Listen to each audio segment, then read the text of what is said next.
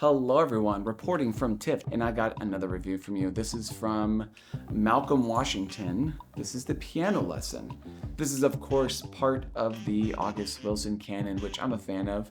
I found Ma Rainey's Black Bottom to be absolutely electric.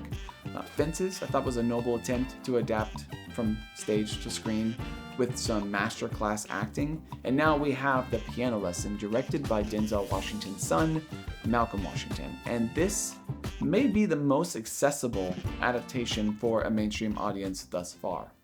Based off a Broadway play, The Piano Lesson follows a family in the 1930s debating whether to sell a cherished piano passed down from their enslaved ancestors. And with any of these August Wilson adaptations, the acting is usually the highlight. So let's start with the performances. Of the adaptations thus far, I'll just say in terms of dynamic performances, The Piano Lesson doesn't quite reach necessarily the heights of Fences or Ma Rainey. I mean, some of those performances were just explosive. Here they more sizzle.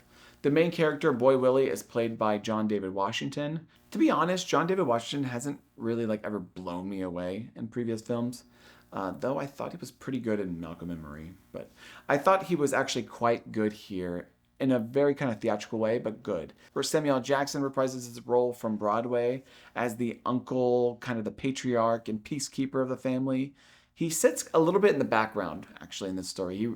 I really could have used a lot more of him. He's really good in the scenes, and he definitely has a very stoic presence. But yeah, I was really waiting for Samuel L. Jackson to kind of unleash and have one big moment, but it didn't really come. But he's good. Danielle Deadwyler, though, she is the real standout here. Playing Bernice, Deadwyler is magnetic as a woman with strength, but also is haunted by the traumas that her and her family endured. You can see it in every single scene in her face. I found her performance nuanced and subtle, but absolutely commanding in the scenes that required her to really go for it. A common critique I often hear is people calling Fences or Ma Rainey stagey, which I somewhat understand, but I somewhat kind of don't, because obviously, these plays are written for the stage, and there seems to be a disagreement about whether these Wilson plays should be more natural and realistic to feel like a film, or whether these adaptations should, serve as kind of an immersive experience that replaces the stage for the screen, giving you kind of a theater-like experience where the actors feel like they're right there on stage.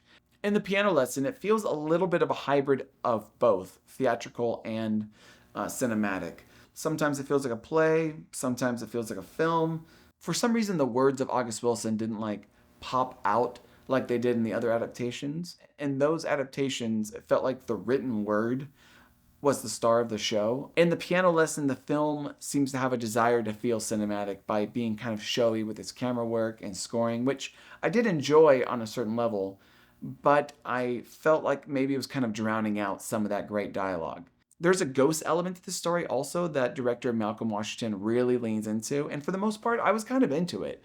I thought it added to the overall atmosphere. I thought it lended to the theme of a family that is haunted by its past, quite literally. And that part of the film really slips into straight up horror, and I thought it was actually quite surprisingly scary.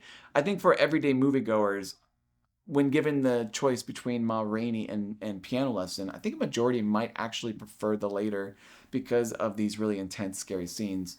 I enjoyed those horror vibes, but I think I enjoyed it more when they were kind of looming in the background. For a first-time director, though, I was pretty impressed with some of the scenes he pulled off. One involves banging on a kitchen table to the singing of a choir song. I thought that was absolutely electric and was by far the shining moment of the entire film. I wanted to stand up and cheer because of just how well done it was. The cinematography was good. It was by Mike Julekis. He's the DP from Jordan Peele's Us. I think he creates very striking imagery, has a very naturalistic approach, but it feels very haunting at the same time, very creepy. Another standout of the film was Ray Fisher. I thought he was really funny. One of the best scenes in the movie is with him and Danielle Deadwyler. Overall, I really enjoyed The Piano Lesson. I would probably rank it third in the lineup of August Wilson movies. I enjoyed the cinematic aspect that Malcolm Washington brought into this adaptation, but I felt like I missed out on that theatrical experience and the overall emotional impact maybe a little bit. August Wilson's theme of kind of seeking freedom. August Wilson's theme of kind of seeking freedom while being shackled by a painful past, I still think that manages to come through. And again, there are some really great performances within, so I give Piano Lesson a very strong 7 out of 10. Now let's talk about the Piano Lesson's Oscar chances. So I was hesitant to predict this in my Best Picture lineup originally. I was concerned that, a first-time director was going to be able to flawlessly make a Best Picture nominee. Malcolm Washington did a fine job, and while I think it's definitely on the table for a Best Picture nominee, I would probably say it's not likely. Ma Rainey somehow didn't get into Best Picture in a pandemic year, and they had 2 dynamic leading performances that both got nominated. So I think Danielle Deadwyler is probably the film's best shot at getting some Oscar love.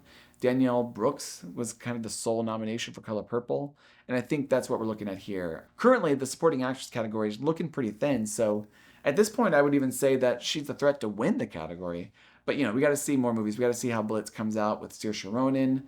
And I know Zoe Saldana is in the cards too for a film that's likely to be more popular with the Academy. If this scored nominations elsewhere, I think it would likely be costumes and score because Ma Rainey, I think, won costumes that year, and the score is by Alexandre Desplat. So those 2 would be kind of outside chances of nominations.